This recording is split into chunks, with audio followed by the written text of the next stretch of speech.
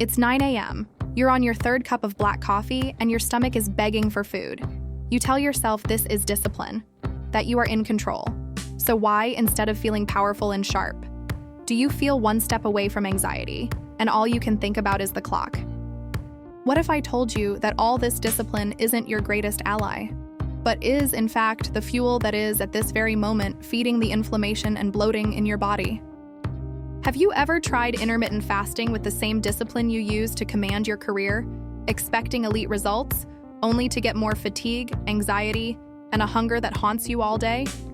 You follow the rules perfectly, but your body responds with bloating and irritability, making you question, what is wrong with me? I know exactly how you feel because I signed that same contract of frustration myself. I treated my body like a project to be conquered, applied fasting like a general at war, and it responded with a mutiny. Burnout, inflammation, the price of my discipline was my own vitality. It was in that ruin that I discovered the truth the biohacking industry doesn't tell you. And the truth is this: for the high-performing woman, intermittent fasting, as it's commonly preached, is not a tool of power. It's a biochemical trap, and your willpower has nothing to do with it. I am the sovereign of vitality, and today I'm not giving you more rules about how many hours to go without eating. I am going to give you my protocol to unlock the power of fasting.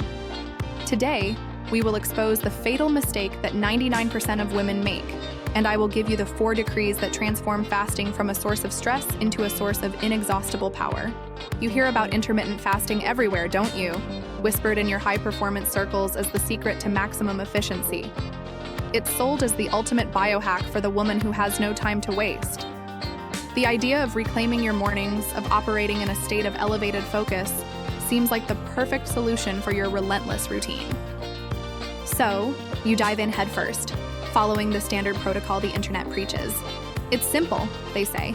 Just skip breakfast and hold on until lunch. What you don't realize, darling, is that you're applying a brute force strategy to a system that requires finesse. And I know this because I have been in this exact place. In my corporate life, I saw fasting as the next challenge to be conquered. That disastrous experience, however, was my most important lesson. I wasn't failing at fasting. The protocol I was following was failing my biology. Think of your hormonal system like a Formula One car. Your body, my dear, doesn't respond to productivity spreadsheets. It responds to signals of safety or danger. You've been led to believe that the success of your fast depends on the number of hours you can go without eating. Which brings us to an inconvenient but liberating truth. The first and biggest mistake you make when trying to fast has nothing to do with the hours on the clock or your willpower. It's hidden in a place you were never taught to look. So, what is this hidden factor that determines the success or failure of your fast? It's not a secret supplement, nor a complex eating rule. The truth, my dear, is far more fundamental.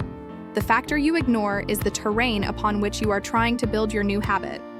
You cannot add the stress of fasting on top of a system that is already drowning in stress and expect magic to happen. The first rule of any successful strategist or CEO is this: you don't start an ambitious expansion in unstable territory. You arrive with the tool of fasting, ready to expand your performance while your internal kingdom is suffering a silent mutiny. I see this happen every day. A client of mine, a brilliant lawyer at the top of her career, decided that fasting was the missing piece for her to have total control. She came to me in despair, convinced that there was something wrong with her body. When your body lives under the tyranny of cortisol, its priority shifts from performance to survival. At the same time, to save resources, it begins to shut down non-essential operations. Therefore, the inconvenient truth is this: you need to earn the right to fast. So, the million-dollar question is, how do you do that? The answer, my dear, lies in what you put on your plate before you even think about taking it away. Do you want to know how to pay off your cortisol debt and calm your system so it accepts fasting as a gift? The answer goes against everything the fasting gurus have told you. The first decree of the Sovereign's protocol is this: you don't start your fast by skipping breakfast. You elevate it to a power ritual. Think of it as a diplomatic negotiation. You need to understand what a common high-carb breakfast, the toast, the fit cereal, the juice box, does to you. I vividly remember swapping bread for eggs and avocado for the first time. The change was seismic. So what does this power breakfast look like? It is built on two non-negotiable pillars: high-quality protein and healthy fats.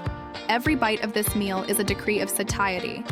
This gives you the power to choose when to have your next meal, instead of being dragged by the tide of emergency hunger. By mastering your breakfast, you win the first and most important battle of the day. But of course, mastering the first meal is just the beginning of the strategy. How then do you navigate your eating window so that it serves your body instead of becoming a compensation party? The answer lies in the second decree of our protocol, the rule of two hands. So, how do you ensure your eating window is an act of power and not a compensation trap? You abandon the complicated math of apps and adopt a tool of ancient wisdom, your own hands. The second decree of our protocol is the rule of two hands. It is your visual navigation system to build a perfect plate every time. This protocol is as simple as it is powerful. Your first hand, closed in a fist, is your decree of power and satiety. It represents your portion of elite protein. Your second hand, open and cupped, is your decree of intelligence and fiber. This is where leafy greens, carrots, broccoli, and cauliflower live. And if you opt for carbohydrates, let them be strategic ones, like the various types of squash, sweet potatoes, or quinoa. And to seal the deal, your two thumbs. They represent your dose of sovereign fats. Why does this work?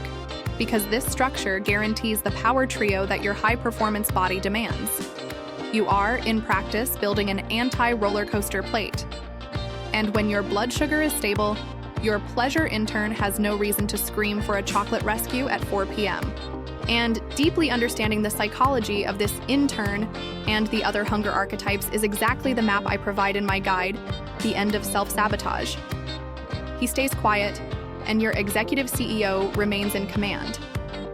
I remember a client, an art director, who was paralyzed by the complexity of eating clean. She had spreadsheets, she weighed her food, and yet she still felt lost and anxious. When I introduced the rule of two hands, she almost cried with relief. "Is that all?" she asked. "Yes." A week later, she was lighter, more energetic, and most importantly, felt free from the mental prison of dieting. She stopped fighting with food and began to design her meals with the same creative intuition she used in her work. She understood the fundamental truth. Sovereignty doesn't come from complexity, but from elegant simplicity. The rule of two hands is not a diet. It's a design principle for your vitality.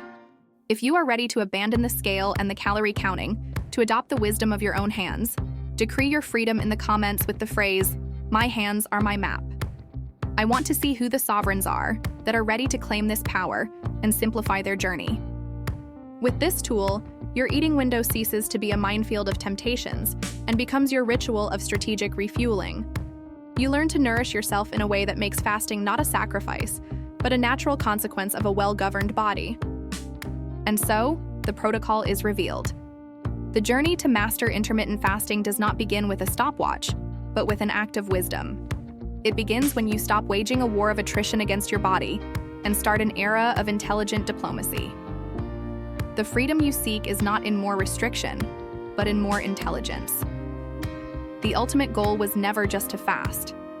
It is to use fasting as a tool to build unshakable energy.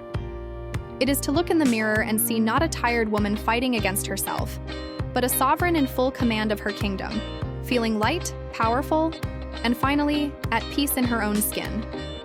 The decree has been made. If you have decided to abandon brute force and embrace strategy, your journey to true bodily sovereignty begins now. Subscribe and activate notifications, because having the map for fasting is just the beginning. In our next decree, we will expose the most common lie in the wellness world. The next topic is the low carb lie, why your fear of fruit is making you bloated. Your empire needs this truth.